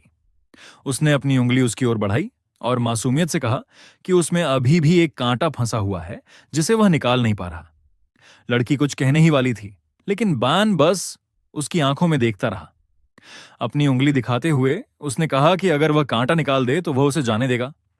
लड़की ने उसकी उंगली पर बने छोटे लाल कट को देखा। उसके चेहरे पर गुस्सा, असहायता और सोच का मिलाजुला भाव था। लड़की ने बान का हाथ पकड़ा और उससे वादा निभाने को कहा। जब वह उसकी उंगली से कांटा निकाल रही थी तब बान ने समझाया कि ऐसी परिस्थितियों में जितना ज्यादा कोई मदद करने की कोशिश करता है, उतना ही ज्यादा बुलीज उस लड़की को परेशान करते रहते हैं। उसने भरोसा दिलाया कि कोई न कोई बीच में आएगा और इसी कारण उसने उसे हस्तक्षेप न करने के लिए कहा था। काले बालों वाली लड़की उसकी घायल उंगली को देखती रही। उसके चेहरे पर अब भी गुस्सा था, लेकिन साथ ही वह उसकी बातों पर विचार भी कर रही थी। फिर उसने उससे पूछा कि क्या वह सच कह रहा है। उसका हाथ छोड़ने के बाद उसने एक और सवाल किया। उसने पूछा कि जो व्यक्ति खड़ा होकर सब कुछ देखता रहे और कुछ न करे, उसमें और बुली करने वाले लोगों में आखिर क्या फर्क है। अचानक किसी ने एक नाम पुकारा। यह सुनकर लड़की का ध्यान फिर से सामने चल रही घटना की ओर गया। उसने देखा कि लाल बालों वाली बर्थडे गर्ल उस लड़की की रक्षा करने के लिए आगे आ गई थी। उसने कहा कि उसने अपने फ्रेंड को मदद के लिए बुलाया था और पूछा कि वे लोग उस लड़की को क्यों परेशान कर रहे हैं। कुछ दूरी से यह सब देखकर काले बालों वाली लड़की ने राहत की सांस ली। उसे लगा कि शेनरान के वहां होने से अब वह लड़की सुरक्षित रहेगी। साथ ही वह सोचने लगी कि क्या शेनरान का सही समय पर पहुंचना केवल संयोग था। अब लड़की वहां से जाने वाली थी, लेकिन तभी पीछे खड़े लड़के ने उसका हाथ पकड़ लिया और उसे रुकने को कहा। उसने उसे अपनी ओर खींचा और कहा कि अब स्थिति पहले ही सुलझ चुकी है, इसलिए उसे उसकी बात सुननी चाहिए। लड़की ने जवाब दिया कि वह उसकी उंगली से कांटा निकाल चुकी है, लेकिन बान ने अपनी उंगली की ओर इशारा करते हुए कहा कि उसने अभी उस पर बैंडेड नहीं लगाया है। अधीर होकर लड़की ने लंबी सांस ली और उसकी इंडेक्स फिंगर पर बैंडेड लगा दिया। इसके बाद वह मुड़कर जाने लगी। जाते जाते उसने उसे याद दिलाया कि उसने वादा किया था कि काम पूरा होते ही वह उसे जाने देगा, इसलिए अब वह जा रही है। बैन बस उसे जाते हुए देखता रहा। कुछ देर बाद उसने सोचते हुए कहा कि लड़की सही थी। उसमें और उन क्रूर लड़कों में कोई अंतर नहीं था जो उस लड़की को परेशान कर रहे थे। यह सुनकर काले बालों वाली लड़की रुक गई। हालांकि उसने पीछे मुड़कर नहीं देखा। उधर बान अपनी घायल उंगली को देखते हुए विचारों में खो गया। फिर उसने कहा कि अब इस वजह से लड़की को उसकी बार बार होने वाली मुलाकातों की आदत डालनी पड़ेगी। ये सुनते ही लड़की का धैर्य जवाब दे गया। वह गुस्से में वहां से चली गई, जबकि बैन पीछे दीवार से टिककर खड़ा रहा। उधर पुलिस सफाई देने लगे कि यह सब केवल मजाक था, लेकिन रेडहेड ने सख्ती से कहा कि यह कोई मजाक नहीं था। उसने उन सभी को पार्टी से बाहर निकाल दिया। जाते जाते वह घमंडी ब्लॉन्ड पीछे मुड़ा। उसने फर्श पर बैठी लड़की को फिश स्केल्स कहकर पुकारा। फिर उसने कहा कि इस बार वह भाग्यशाली रही, लेकिन अगली बार वह कुछ और भी दिलचस्प करेगा। इसके बाद किसी ने नीचे झुककर टूटे हुए कुकीज के टुकड़े उठाने शुरू किए। सुंदर हरी आंखों वाली लड़की दुख से रोने लगी। वह फर्श पर बिखरे कुकीज के टुकड़ों में से एक को हाथ में पकड़े हुए थी। तभी किसी ने उसकी ओर हाथ बढ़ाया। उसने कहा कि डरने की जरूरत नहीं है, क्योंकि बुलीज अब जा चुके हैं। आंखों में आंसू लिए लड़की ने ऊपर देखा। उसके सामने काले बालों वाली लड़की खड़ी थी। उसने अपना हाथ आगे बढ़ाते हुए पूछा कि क्या वह उसे उठने में मदद कर सकती है। पार्टी वाले मंचन के ऊपर रात का आसमान काले बादलों से ढका हुआ था। काले बालों वाली लड़की उस दूसरी लड़की के साथ बाहर निकल रही थी। तभी स्कूल ग्रुप की रेड हेयर्ड मेंबर अपने बटर के साथ उनके पीछे आई और उनसे एक पल रुकने को कहा। भारी मन से उसने माफी मांगी। उसने बताया कि बुलीज को पार्टी में बुलाने वाली वही थी और उसे अंदाजा नहीं था कि वे इतनी क्रूरता करेंगे। माफी के रूप में उसने एक बैग लड़की को दिया। वेक्सिया ने विनम्रता से गिफ्ट स्वीकार किया और उसका धन्यवाद किया, लेकिन उसके साथ खड़ी लड़की अब भी परेशान और बेहद उदास लग रही थी। इसके बाद रेडहेड ने कहा कि इतनी रात को घर जाना सुरक्षित नहीं है, इसलिए उसने अपना ड्राइवर उन्हें घर छोड़ने के लिए भेजने की पेशकश की, लेकिन लिन ने मना कर दिया। उसने कहा कि वह किसी पर बोझ नहीं बनना चाहती। आसमान अब भी गहरे नीले रंग का था। मून और स्टार्स उसकी सुंदरता को और बढ़ा रहे थे। दूसरी ओर कुछ लोग कार्ड्स खेलते हुए बेट्स और ट्यूशन फीस पर चर्चा कर रहे थे। उनमें से एक आदमी ने कहा कि उसने अपनी बेटी को एलीट स्कूल में इसलिए भेजा है ताकि उसका संपर्क अमीर लोगों से हो सके। कुछ पुरुष एक अंधेरी गली में गैम्बलिंग कर रहे थे। वे हंसते हुए अपने खेल के बारे में बातें कर रहे थे। उसी समय एक काली कार वहां आकर रुकी। ड्राइवर ने बताया कि वह उन्हें केवल यहीं तक छोड़ सकता है क्योंकि आगे का रास्ता कार के लिए बहुत संकरा है। कार के अंदर काले बालों वाली लड़की ने दूसरी लड़की को एक बैग दिया। उसने बताया कि इसमें लाई द्वारा दिया गया मेडिसिन है जो उसकी चोटों के लिए है। उसने कहा कि घर पहुंचकर इसे जरूर लगा लेना। एक बार फिर लिन उसकी मदद करना चाहती थी। उसने कहा कि आगे का रास्ता बहुत अंधेरा है और वह उसके साथ चल सकती है, लेकिन लड़की ने धन्यवाद दिया और मना कर दिया। वह बैग लेकर कार से उतर गई। कार के अंदर बैठी लिन उसे जाते हुए देखती रही। लड़की धीरे धीरे उस अंधेरी गली की ओर बढ़ गई जहां कई आदमी मौजूद थे। बटरफ्लाई मार्क वाली लड़की उदास हो गई। वह समझ नहीं पा रही थी कि दूसरी लड़की उसके साथ ऐसा व्यवहार क्यों कर रही थी।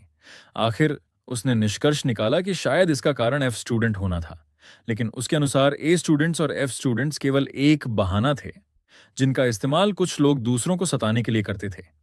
गुस्से से भरे चेहरे के साथ उसने मन ही मन कहा कि अब जबकि वह स्कूल एक्स का हिस्सा है, वह चुपचाप खड़ी होकर कुछ नहीं कर सकती।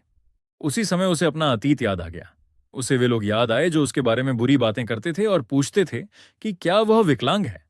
उनकी बातें उसकी सुनने की क्षमता से जुड़ी थीं क्योंकि उसके कान में कुछ अलग था। यादों में उसने खुद को एक छोटी बच्ची के रूप में देखा।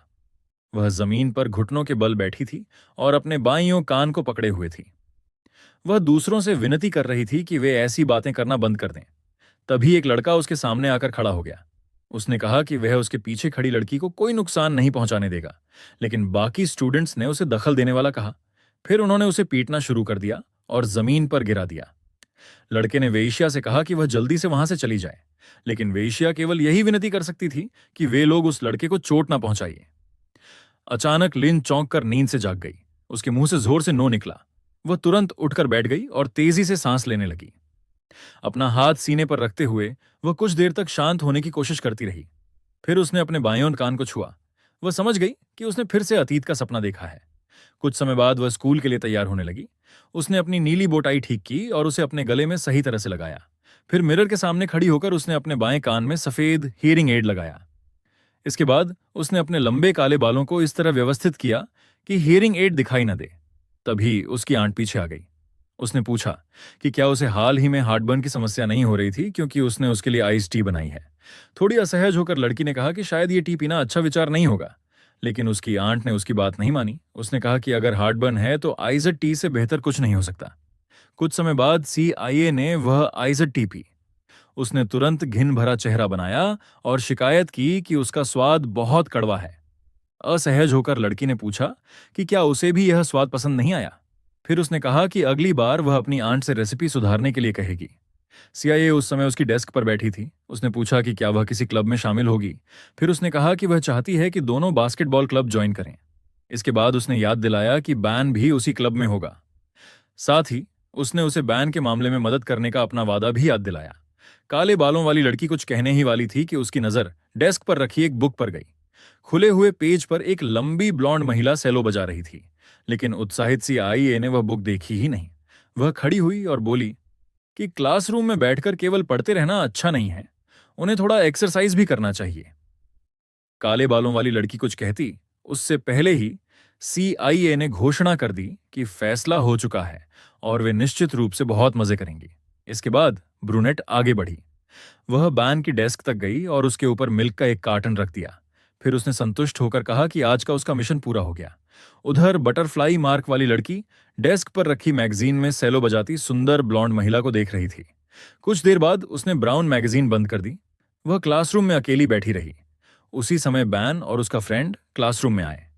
फ्रेंड ने डेस्क पर रखा मिल्क देखकर पूछा कि यह वहां कैसे आया। उत्साहित होकर उसने कहा कि यह तो बैन का पसंदीदा ब्रांड भी है। फिर उसने मजाक में कहा कि यह जरूर किसी लड़की ने दिया होगा जो उसे बहुत अच्छी तरह जानती है। इसके बाद उसकी नजर पीछे बैठी काले बालों वाली लड़की पर गई। वह अपने नोटबुक पर ध्यान लगाए बैठी थी। बैन चुप हो गया। मन ही मन उसने महसूस किया कि रेड हेड की बर्थडे पार्टी के बाद से लड़की उससे बचने लगी है। फिर उसने अपनी डेस्क पर रखा मिल्क अपने फ्रेंड को देने की कोशिश की, लेकिन फ्रेंड ने तुरंत मना कर दिया। उसने कहा कि अगर उसने बैन का मिल्क ले लिया तो बैन की कोई फैन उसे मार डालेगी। पीछे बैठी लड़की दोनों को देख रही थी। वह सोच रही थी कि शायद बैन उससे नाराज है, क्योंकि पिछली बार उसने उससे जो बातें कही थीं, लेकिन अगले ही पल उसने खुद को समझाया कि बैन के पास बहुत सारे काम होते हैं। शायद वह उस घटना को कब का भूल चुका होगा। इसके बाद उसने अपने हाथों को तकिए की तरह इस्तेमाल करते हुए सिर उन पर रख दिया। उसके चेहरे पर चिंता साफ दिखाई दे रही थी। वह सोच रही थी कि बास्केटबॉल क्लब में वह बैन से टकराने से बच नहीं पाएगी, और अगर ऐसा हुआ तो वह क्या करेगी। स्कूल जिम के बास्केटबॉल एरिया में कई स्टूडेंट्स जमा थे। उसी समय सीआईए ने पूछा कि क्या बैन बास्केटबॉल क्लब में आया है। बास्केटबॉल फेंकते हुए निंग ने जवाब दिया। वह पसीने से भीगा हुआ था। उसने कहा कि जैसे ही बैन को पता चला कि वह लड़की भी वहां होगी, उसने आने का विचार छोड़ दिया। इतना कहकर निंग ने बॉल को हूप की ओर फेंका। बॉल सीधे बास्केट में जाकर गिरी। इसके बाद उसने कहा कि बैन अब आना ही नहीं चाहता। अपने काले और गुलाबी शर्ट से चेहरा पोंछते हुए वह बोल रहा था। यह सुनकर सीआईए चिढ़ गई। उसने उसे इडियट कहा और पूछा कि क्या उसे ठीक से बात करना नहीं आता। उधर वेइशिया अपनी फ्रेंड को शांत कराने की कोशिश कर रही थी, और निंग इस पूरे दृश्य को देखकर मजाकिया मुस्कान के साथ खड़ा था। निंग ये कहने ही वाला था कि वह बास्केटबॉल खेल रहा है और उसकी स्किल्स बैन से बेहतर हैं, लेकिन उसका फ्रेंड तुरंत बीच में बोल पड़ा और उससे कहा कि वह सीआईए को उकसाना बंद करे। इसके बाद ब्रूनेट की फ्रेंड ने बताया कि बान बास्केटबॉल क्लब में बहुत कम आता है। वह केवल सेमेस्टर में कुछ ही बार दिखाई देता है और ग्रुप एक्टिविटीज में भी हिस्सा नहीं लेता। यह सुनकर सीआईए निराश हो गई। सिर झुकाए हुए उसने दुखी स्वर में कहा कि वह बैन के करीब आने के लिए बास्केटबॉल क्लब में शामिल हुई थी, लेकिन उसे अब तक उसकी एक झलक भी नहीं मिली। अचानक उसके मन में एक विचार आया। वह तुरंत पीछे खड़ी बटरफ्लाई मार्क वाली अपनी फ्रेंड का हाथ पकड़कर उसकी ओर मुड़ी। फिर उसने पूछा कि क्या वह उसके लिए बैन को एक लेटर दे सकती है। यह सुनकर लड़की थोड़ी असहज हो गई। उसने सीआईए का नाम लेकर कहा कि वह बैन के करीब नहीं है, लेकिन सीआईए ने उदास होकर पूछा कि क्या सच में ऐसा है। फिर अचानक उसका उत्साह लौट आया। उसने कहा कि भले ही वे दोनों करीब ना हों, लेकिन उसकी फ्रेंड रोज उसके पास बैठती है, इसलिए जब वह क्लास असाइनमेंट्स बांटे तब चुपके से लेटर उसे दे सकती है। काले बालों वाली लड़की ने पूछा कि वह खुद जाकर लेटर क्यों नहीं देती। यह सुनकर सीआईए उदास हो गई। उसने स्वीकार किया कि उसे रिजेक्शन का डर लगता है। उसने कहा कि उसकी फ्रेंड भाग्यशाली है, क्योंकि उसे किसी से उतना प्यार नहीं है जितना वह बैन से करती है, इसलिए उसे इतनी घबराहट महसूस नहीं होती। कुछ ही क्षण बाद उसका उत्साह फिर लौट आया। उसने अपनी फ्रेंड के दोनों हाथ पकड़ लिए और कहा कि सही समय आने पर वह खुद सामने आएगी। वह बान को बताएगी कि रोज उसे मिल्क देने वाली लड़की वहीं थी। इसके बाद उसने अपनी बाहें फैलाईं। उसके हाथ में गुलाबी रंग का लेटर था। उसने कहा कि लेटर पहले से तैयार है और वह नहीं चाहती कि किसी को इसके बारे में पता चले। उत्साहित होकर उसने फिर अपनी फ्रेंड से मदद मांगी। साथ ही वीकेंड पर आइसक्रीम खिलाने का वादा भी किया। आखिरकार काले बालों वाली लड़की अपनी फ्रेंड के लिए यह काम करने को तैयार हो गई। कुछ समय बाद धूप क्लासरूम की खिड़की से अंदर आ रही थी। वेश्या अपनी बाहों में पेपर्स का बड़ा ढेर लिए डेस्क्स के बीच घूम रही थी और असाइनमेंट्स बांट रही थी। उसी दौरान उसने सोचा कि कमरे में अभी कोई नहीं है। वह इस मौके का फायदा उठाकर चुपके से बैन की डेस्क पर लेटर रख सकती है। धीरे से उसने हाथ बढ़ाया और गुलाबी लेटर लड़के की बुक के अंदर रखने की कोशिश की, लेकिन तभी अचानक तेज हवा का झोंका आया। नोटबुक के पेजेस उड़ गए और लेटर उसके हाथों से निकलकर हवा में उड़ गया। यह अप्रत्याशित घटना देखकर लड़की स्तब्ध रह गई। वह तुरंत मुड़ी और लेटर को खोजने लगी। कुछ ही दूरी पर उसे लेटर कमरे के बीचों बीच फर्श पर पड़ा दिखाई दिया। वह उसे उठाने के लिए दौड़ी, लेकिन उससे पहले कि वह लेटर तक पहुंच पाती, किसी और ने उसे उठा लिया। लड़की वहीं रुक गई। उसने सामने देखा। बैन उसके हाथ में पकड़े लेटर को पढ़ रहा था और यह देख रहा था कि वह किसके नाम पर लिखा गया है। थोड़ा असहज होकर उसने पूछा कि क्या यह लेटर उसके लिए है। उसने एनवेलप पर अपना नाम पढ़ लिया था। यह देखकर काले बालों वाली लड़की जल्दी से उसके पीछे जाने लगी, लेकिन बैन लेटर खोलने लगा और अंदर का कागज बाहर निकाल लिया। जब लड़की वहां से निकलने की कोशिश कर रही थी, तभी बैन ने उसका हाथ पकड़ लिया। उसने उसे कमरे से बाहर जाने से रोक दिया। असहज होकर लड़की पीछे मुड़ी और उसे देखने लगी। उधर बैन अब भी उसका हाथ पकड़े हुए था। उत्साहित मुस्कान के साथ उसने पूछा कि क्या वह उसे बाहर बुला रही है। फिर उसने चमकते चेहरे के साथ कहा कि बात तय रही, वह परसों दोपहर को वहां पहुंचेगा। यह सुनते ही लड़की के चेहरे पर घबराहट आ गई। उसे एहसास हुआ कि बान ने सब कुछ गलत समझ लिया है। वह तुरंत उसे सच्चाई बताना चाहती थी, लेकिन उसी समय कुछ शोर मचाते लड़के क्लासरूम में आ गए। वे मौसम और फोरकास्ट की बात कर रहे थे। लड़की ने तुरंत मौका देखकर खुद को उससे दूर कर लिया। नए आए स्टूडेंट्स ने कुछ भी नहीं देखा। काले बालों वाली लड़की चुपचाप कमरे से निकल गई। वह उन लड़कों के पीछे पीछे चलती हुई बाहर आई। उसका मन बेचैन था, लेकिन उसने खुद को समझाया कि इससे कोई फर्क नहीं पड़ता। सबसे महत्वपूर्ण बात यह थी कि बैन उस मीटिंग में आएगा। कुछ दिन बाद मीटिंग का दिन आ गया। आसमान में तेज धूप चमक रही थी। स्टूडेंट्स पब्लिक बस का इंतजार कर रहे थे। काले बालों वाली लड़की मन ही मन सोच रही थी कि बान ने आने का वादा किया है, इसलिए इस बार वह मीटिंग मिस नहीं करेगा। अनजाने में उसने अपने हियरिंग एड को छू लिया, जो उसके लंबे बालों के नीचे छिपा हुआ था। उसे समझ नहीं आ रहा था कि उसके दिल में इतनी बेचैनी क्यों है। तभी सामने खड़ी बस हट गई, जो अब तक उसका दृश्य रोक रही थी, और उसी क्षण उसकी नजर सड़क के दूसरी तरफ गई। वहां दो लोग खड़े थे। लंबे बालों वाली लड़की दूर से उन्हें देखने लगी। सड़क के दूसरी ओर CIA बैन की बाह पकड़े हुए थी और खुशी खुशी उससे बातें कर रही थी। उधर बैन अपने फोन में व्यस्त था और उसकी बातों पर ज्यादा ध्यान नहीं दे रहा था। यह दृश्य देखकर लड़की स्तब्ध रह गई। उसने अनजाने में अपना हाथ भी कान से हटा लिया। उसी समय दूसरी तरफ खड़ी CIA ने उसे देख लिया। वह उत्साह से हाथ हिलाते हुए उसे पुकारने लगी, लेकिन अचानक लड़की मुड़ गई। उसने ऐसा दिखाया जैसे उसने अपनी फ्रेंड की आवाज सुनी ही ना हो। मन ही मन वह सोच रही थी कि वह ऐसा व्यवहार कर रही है जैसे उसने कोई गलती की हो, और इस समय उसे पकड़े जाने का डर महसूस हो रहा था। उधर बैन उसकी ओर देखता रहा, जबकि CIA सोच रही थी कि शायद उसकी फ्रेंड ने उसे सुना ही नहीं। काले बालों वाली लड़की ने उदास होकर सोचा कि बान ने वास्तव में उस लेटर को गलत समझ लिया था। उसने अपने बैकपैक की स्ट्रैप को कसकर पकड़ लिया। वह खुद को याद दिला रही थी कि उसने केवल एक मैसेज पहुंचाया था। तभी सड़क के बीच में उसका फोन वाइब्रेट हुआ। उसके फोन पर एक मैसेज आया था। मैसेज CIA का था। उसने लिखा था कि वह और बैन वीकेंड पर बाहर जा रहे हैं। इसी कारण वह अपनी फ्रेंड के साथ आइसक्रीम खाने नहीं जा पाएगी। हालांकि उसने बाद में इसकी भरपाई करने का वादा भी किया था। मैसेज पढ़ने के बाद लड़की कुछ अधिक शांत दिखाई दी, उसे जैसे राहत मिली हो। इसके बाद उसने देखा कि CIA और बैन एक काली कार में बैठ गए। कार के अंदर CIA लगातार बातें कर रही थीं और बहुत खुश लग रही थीं।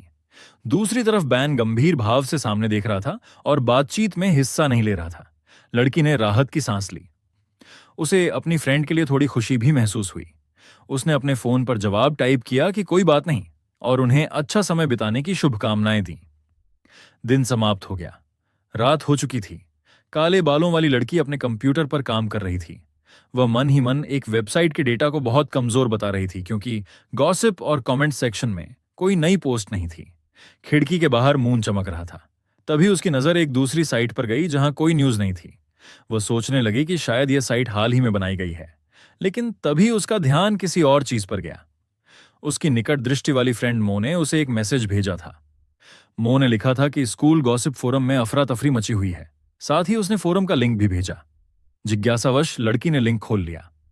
वहां सीएगे की एक पोस्ट थी। पोस्ट में बैन की स्विमिंग पूल वाली तस्वीर लगी हुई थी। नीचे कमेंट्स में लोग लिख रहे थे कि यह बैन का घर है और अब दोनों को ऑफिशियली साथ हो जाना चाहिए। लड़की ने अपना फोन लैंडस्केप मोड में घुमा लिया। फिर वह तस्वीर को जूम करके ध्यान से देखने लगी। तस्वीर में बैन पूल के अंदर दिखाई दे रहा था। उसी समय मो ने कमेंट किया कि बैन कितना हैंडसम लगता है। उसने यह भी कहा कि वे फिर से स्विमिंग कर रहा है, क्योंकि उसे लगा था कि उस एक्सीडेंट के बाद वह कभी पानी में नहीं उतरेगा। ये बात सुनते ही लड़की कांप सी गई। बैनशंग और स्विमिंग पूल का नाम सुनते ही उसके पुराने जख्म फिर ताजा हो गए। उसे अतीत की याद आने लगी। उसे किसी की आवाज सुनाई दी जो लेयांग को पुकार रहा था। फिर उसने देखा कि किसी ने लेयांग की शर्ट का कॉलर पकड़ लिया और उसे खड़े होने का आदेश दिया। उस लड़के ने, जो उसका कॉलर पकड़े हुए था, मुस्कुराते हुए पूछा कि उसे दिखावा करना इतना पसंद था, तो अब वह इस तरह पिट क्यों रहा है। यह याद आते ही काले बालों वाली लड़की घबरा गई। उसने तुरंत मो को मैसेज टाइप करना शुरू कर दिया।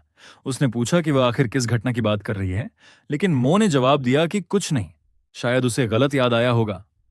अगले दिन एक व्यवस्थित और सुंदर क्लासरूम में खिड़की से आती प्राकृतिक रोशनी फैली हुई थी। उसी समय ब्रूनेट किसी बात पर प्यारा दिखने की कोशिश कर रही थी। ब्रूनेट ने उदास होकर कहा कि उससे गलती हो गई थी और उसने वेक्सिया से माफी मांगी।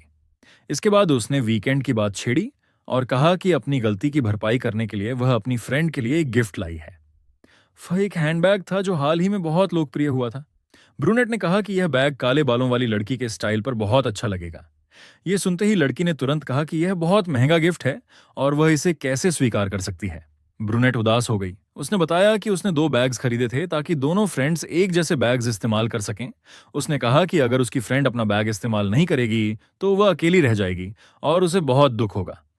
यह सुनकर काले बालों वाली लड़की ने स्नेह से अपनी फ्रेंड को देखा। उसने गिफ्ट के लिए धन्यवाद दिया और भरोसा दिलाया कि वह उसका अच्छी तरह उपयोग करेगी। कुछ समय बाद लड़की अपनी नोटबुक में लिख रही थी। उसके बगल में बैठी ब्रूनेट किसी गहरी सोच में डूबी हुई दिखाई दे रही थी। फिर वह झुककर उसके कान में धीरे से बोली कि वीकेंड पर वह बैन के घर गई थी। उसने उत्साह से बताया कि इस वजह से दोनों पहले से अधिक करीब आ गए हैं। अपनी फ्रेंड के लिए बेहद खुश होकर काले बालों वाली लड़की मुस्कुराई। उसने मजाक में कहा कि आखिरकार क्यूपिड का तीर बैन को भी लग गया। यह सुनते ही ब्रूनेट ने पूछा कि क्या उसकी फ्रेंड उसका मजाक उड़ा रही है। इसके बाद उसने अपनी उंगलियों को बिल्ली के पंजों की तरह बनाकर उसे डराने की कोशिश की। अगले ही पल उसने अपनी फ्रेंड को गुदगुदाना शुरू कर दिया। काले बालों वाली लड़की बार बार कह रही थी कि वह बहुत सेंसिटिव है, लेकिन ब्रूनेट ने कोई दया नहीं दिखाई। उसने कहा कि जब तक उसकी फ्रेंड उसका मजाक उड़ाना बंद नहीं करेगी, वह नहीं रुकेगी। हंसते हुए काले बालों वाली लड़की अपनी चेयर से उठ गई। उसके दाहिने हाथ में पेन था और उसने दोनों हाथ थोड़े ऊपर उठा दिए। मुस्कुराते हुए उसने हार मान ली और पीछे हटने लगी। लेकिन उसे पता नहीं था कि उसके पीछे कोई खड़ा है। वहां सफेद शूज की एक जोड़ी दिखाई दे रही थी। पीछे हटते हुए वह सीधे उस व्यक्ति से टकरा गई। वह तुरंत मुड़ी और शर्मिंदगी के साथ माफी मांगने लगी। लेकिन उसी दौरान उसके हाथ में पकड़ा काला पेन अनजाने में बान की सफेद शर्ट पर लग गया। बान गंभीर चेहरे के साथ उसके पीछे खड़ा था। यह देखकर बटरफ्लाई मार्क वाली लड़की पूरी तरह स्तब्ध रह गई। कुछ क्षणों तक वह कोई प्रतिक्रिया ही नहीं दे पाई। फिर वह जल्दी से पीछे हट गई और शर्माते हुए दोबारा माफी मांगने लगी। तभी ब्रूनेट उसके सामने आकर खड़ी हो गई। उसने आकर्षक मुस्कान के साथ अपने प्रिय व्यक्ति को गुड मॉर्निंग कहा। फिर उसने समझाया कि वेक्सिया ने यह जानबूझकर नहीं किया और उसे इसके लिए दोष नहीं देना चाहिए। उधर काले बालों वाली लड़की घबराकर बैन की ओर देखती रही। बैन ने बस ब्रूनेट को अपने साथ आने के लिए कहा। उसके चेहरे पर कोई भाव नहीं था। वह बस शांत स्वर में उसे बुलाकर क्लासरूम से बाहर ले गया। क्लासरूम में चश्मा पहनी लड़की ने अपनी कॉलीग को आवाज दी। खुशी से भरी मो ने वेक्सिया से हॉलवे की ओर देखने को कहा। उसने बताया कि बैन और सीआईए वहां बात कर रहे हैं और दोनों साथ में बहुत अच्छे लग रहे हैं। यह सुनते ही काले बालों वाली लड़की का ध्यान उधर चला गया। उसने हॉलवे की ओर देखा। दूर से वह दोनों को बात करते हुए देख सकती थी। ब्रूनेट शर्म से लाल थी और बहुत उत्साहित दिखाई दे रही थी। दूसरी ओर बैन गंभीर चेहरे के साथ उसके सामने खड़ा था। यह दृश्य देखकर वेश्या कुछ पल के लिए चुप रह गई। फिर उसके होंठों पर हल्की मुस्कान आई। हालांकि उसके चेहरे पर थोड़ी उदासी भी थी। उसने अपना सफेद वायरलेस ईयरफोन निकाला और कान में लगाया। चेयर पर बैठी हुई वह सामने देखती रही। फिर उसने खुद से स्वीकार किया कि वास्तव में दोनों साथ में बहुत अच्छे लगते हैं। कुछ घंटों बाद क्लास समाप्त हो चुकी थी। ब्रूनेट खुशी से भरी हुई बैन के पीछे पीछे चल रही थी। ऐसा लग रहा था जैसे वह खुशी के बादलों पर चल रही हो। जब दोनों क्लासरूम में दाखिल हुए तो कुछ स्टूडेंट्स ने मजाक में पूछा कि उन्हें पूरी क्लास मिस करने में इतना समय कैसे लग गया। उन्होंने यह भी पूछा कि उनकी बातचीत कैसी रही। यह सुनते ही ब्रूनेट शर्म से लाल हो गई। उसने तुरंत उन लड़कों से बकवास न करने को कहा। उधर बान पहले ही अपनी डेस्क तक पहुंच चुका था और उसने उसे पीछे छोड़ दिया था। काले बालों वाली लड़की सामने बैठे बान को देख रही थी। वह मन ही मन सोच रही थी कि दोनों के बारे में कितनी अफवाहें फैल रही हैं, लेकिन बान ने कभी भी इन अफवाहों के बारे में कुछ नहीं कहा। यह सोचकर वह उत्सुक हो गई। वह समझ नहीं पा रही थी कि बान को लोगों की राय की परवाह नहीं है या फिर कोई और कारण है, लेकिन अगले ही पल वह फिर उदास हो गई। उसने अपने कान ढक लिए और खुद से पूछा कि वह इस बारे में सोच ही क्यों रही है। आखिर यह उसका मामला नहीं था। उसी समय बैन के फ्रेंड ने उसकी शर्ट की ओर इशारा किया। उसने पूछा कि उस पर यह क्या बना हुआ है और किसकी हिम्मत हुई कि उसकी शर्ट पर दिल का निशान बना दे। बैन ने नीचे देखकर अपनी शर्ट को देखा। उसे समझ नहीं आया कि वह किस दिल की बात कर रहा है। पीछे बैठी लड़की को अचानक एहसास हुआ कि यह शायद उसी पेन की वजह से हुआ होगा जब वह उससे टकराई थी। यह सोचकर बैन का फ्रेंड हंस पड़ा। उसने मजाक में कहा कि यह किसी जंगली और गर्म मिजाज वाली बिल्ली का काम होगा। यह सुनकर पीछे बैठी लड़की तनाव में आ गई। अचानक एक बड़ा हाथ आगे बढ़ा और उसके कान से छोटा ईयरफोन निकाल लिया। निंग ने उससे पूछा कि वह ऐसा क्या सुन रही है जो इतना दिलचस्प है। उसने कहा कि वह भी सुनना चाहता है। काले बालों वाली लड़की बस उसे देखती रह गई। निंग ने ईयरफोन अपने कान में लगाया और कहा कि यह तो कमाल है। फिर उसने पूछा कि अगर यह सिर्फ प्रोटेक्शन के लिए है तो इसमें आवाज क्यों नहीं आ रही। उसके अनुसार ईयरफोन तो साउंड आइसोलेट भी नहीं करता। यह सुनते ही लड़की जल्दी से खड़ी हो गई। उसने उससे अपना ईयरफोन वापस मांगा, लेकिन निंग उसे चिढ़ाने लगा। उसने कहा कि जब ईयरफोन में कोई आवाज ही नहीं है तो वह इतनी घबराई हुई क्यों है। उधर दोनों की बातचीत चल रही थी। सामने बैठा बान एक किताब पढ़ रहा था, लेकिन उसके चेहरे पर हल्की झुंझलाहट दिखाई दे रही थी। उसने होंठ दबाए और मन ही मन सोचा कि आसपास कितना शोर हो रहा है। कुछ समय बाद आसमान गहरे नीले रंग का दिखाई दे रहा था। चारों ओर पेड़ पौधों की हरियाली और भी सुंदर लग रही थी। स्कूल के बाहर दोनों फ्रेंड्स फिजिकल एजुकेशन यूनिफॉर्म पहने खड़ी थीं। ब्रूनेट गर्म मौसम की शिकायत कर रही थी। उसने कहा कि ऐसे मौसम में आउटडोर फिजिकल एजुकेशन क्लास करवाना बिल्कुल भी समझदारी नहीं है। वह अपने हाथ से खुद को हवा कर रही थी। तभी काले बालों वाली लड़की मुस्कुराई और अपनी बगल की ओर इशारा किया। उसने पूछा कि क्या सीआईए वहां इंतजार करेगी जब तक वह दोनों के लिए आइस्ड लेमन टी खरीद कर लाती है। यह सुनकर ब्रूनेट तुरंत उत्साहित हो गई। वह गर्मी से परेशान हो चुकी थी। काले बालों वाली लड़की एक वेंडर के पास गई और 2 आइस्ड लेमन टी खरीदी। कुछ ही देर बाद वह मुस्कुराते हुए वापस लौट आई, लेकिन उसने ध्यान नहीं दिया कि अब उसकी फ्रेंड अकेली नहीं थी। उसके पास बैन खड़ा था। सीआईए उससे पूछ रही थी कि उसे प्लम स्वीट्स इतनी पसंद क्यों हैं। उसने यह भी पूछा कि क्या वे वास्तव में इतने स्वादिष्ट होते हैं। बैन ने केवल हाँ में जवाब दिया। वह इस विषय में खास रुचि नहीं दिखा रहा था। इसके बाद ब्रूनेट ने पूछा कि क्या वह उसके साथ कुछ स्वीट्स खरीदने चलेगा। पहले तो बैन को कोई दिलचस्पी नहीं दिखी, लेकिन तभी उसकी नजर दूर खड़ी काले बालों वाली लड़की पर पड़ी। वह दोनों को देख रही थी। बैन के चेहरे पर शरारती मुस्कान आ गई। उसने तुरंत ब्रूनेट का प्रस्ताव स्वीकार कर लिया। यह देखकर बटरफ्लाई मार्क वाली लड़की के चेहरे पर नाराजगी आ गई, लेकिन वह कुछ नहीं कर सकती थी। बैन विजयी मुस्कान के साथ आगे चल पड़ा। उसके पीछे सीआईए चल रही थी। उसने पछतावे वाला चेहरा बनाया और धीरे से अपनी फ्रेंड से माफी मांगी। उसने कहा कि बैन खुद उससे बात करने आया था। फिर उसने मुस्कुराकर सामने चलते बैन की ओर इशारा किया। काले बालों वाली लड़की दोनों को संदेह भरी नजरों से देखती रही। उसे लगा जैसे वे दोनों उसे लगभग नजरअंदाज कर रहे हों। वह सोचने लगी कि क्या बैन उससे बदला ले रहा है, क्योंकि वह जानता था कि आमतौर पर लंच के समय वह और सीआईए साथ रहते हैं। लेकिन हाल के दिनों में बैन हमेशा पहले सीआईए को बुला लेता था और वेइशिया अकेली रह जाती थी। शुरुआत में उसे लगा था कि यह केवल संयोग है, लेकिन यह घटना इतनी बार हुई कि अब बात बिल्कुल साफ थी। बैन जानबूझकर उसे उकसा रहा था। हालांकि वह ऐसा क्यों कर रहा था यह केवल वही जानता था। तभी उसका डेस्क मेट अचानक उसके सामने आ गया। उसने मुस्कुराते हुए पूछा कि वह अकेली खड़ी होकर क्या सोच रही है। लड़की ने कहा कि कोई खास बात नहीं है, लेकिन उसने यह जरूर कहा कि उसने गौर किया है कि बैन लगभग हर बार गुलाबी रंग पहनता है। यह सुनकर उसके डेस्क मेट ने तुरंत जवाब दिया। उसने कहा कि पिंक उसका लकी कलर है और उसे लगता है कि इसे पहनकर उसका कॉन्फिडेंस बढ़ जाता है।